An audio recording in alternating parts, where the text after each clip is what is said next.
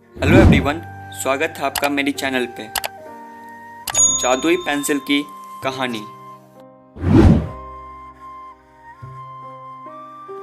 बहुत पुरानी बात है।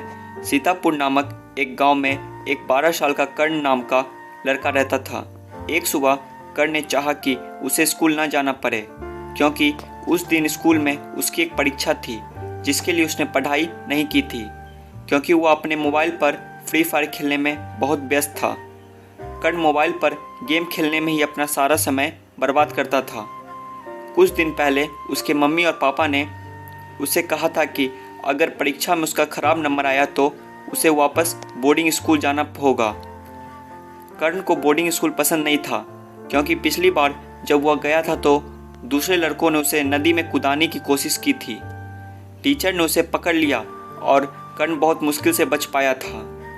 कर्ण वास्तव में बोर्डिंग स्कूल वापस नहीं जाना चाहता था।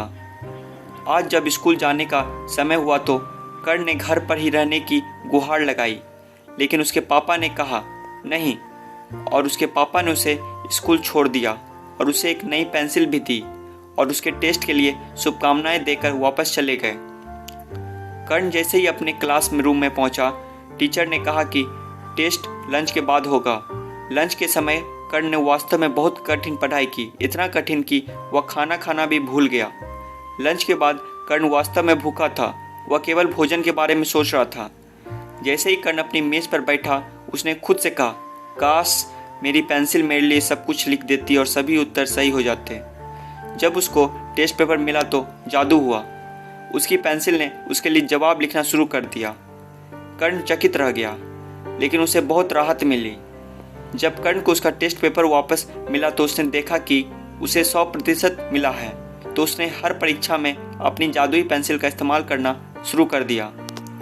2 हफ्तों के बाद कर्ण की जादुई पेंसिल लिखते लिखते बहुत छोटी हो गई थी। कर्ण के टीचर ने उससे कहा, इसे फेंक दो और एक नया पेंसिल ले आओ। कर्ण इसे फेंकना नहीं चाहता था, क्योंकि वह जानता था कि यह एक जादुई पेंसिल है, लेकिन उसने वही किया जो उसके टीचर ने कहा था। जब कर्ण घर वापस आया तो उसने अपने पापा से एक नया पेंसिल मांगा, लेकिन कर्ण के पापा ने कहा कि उनके पास पेंसिल समाप्त हो चुकी है। साल भी लगभग ख़त्म हो चुका था। अगले दिन रिपोर्ट कार्ड मेल में आया।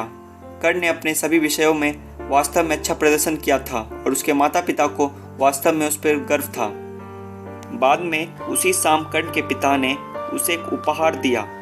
कर्ण ने उसे खोला तो उसमें एक नया चमकदार पेन था। कर्ण को उम्मीद थी कि यह भी एक जादुई पेन होगा, परंतु वह एक जादुई पेन नहीं था। थोड़ी देर के लिए तो कर्ण मायूस हुआ, लेकिन फिर उसने ठानी कि अब वह आगे अपनी मेहनत से पढ़ाई करके अच्छा प्रतिशत लाएगा।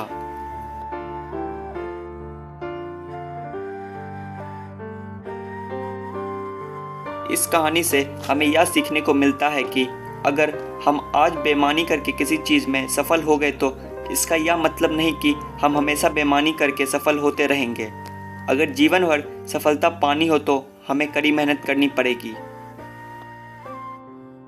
आशा करता हूँ मेरे द्वारा सुनाई गई यह कहानी आपको अच्छी लगी होगी। कहानी अच्छी लगी हो तो वीडियो को लाइक करना और चैनल पर पहली बार हो तो चैनल को सब्सक्राइब कर नोटिफिकेशन बेल ऑन करना ना भूलें, जिससे कि मेरी हर वीडियो की नोटिफिकेशन आप तक आते रहेगी। धन्यवाद।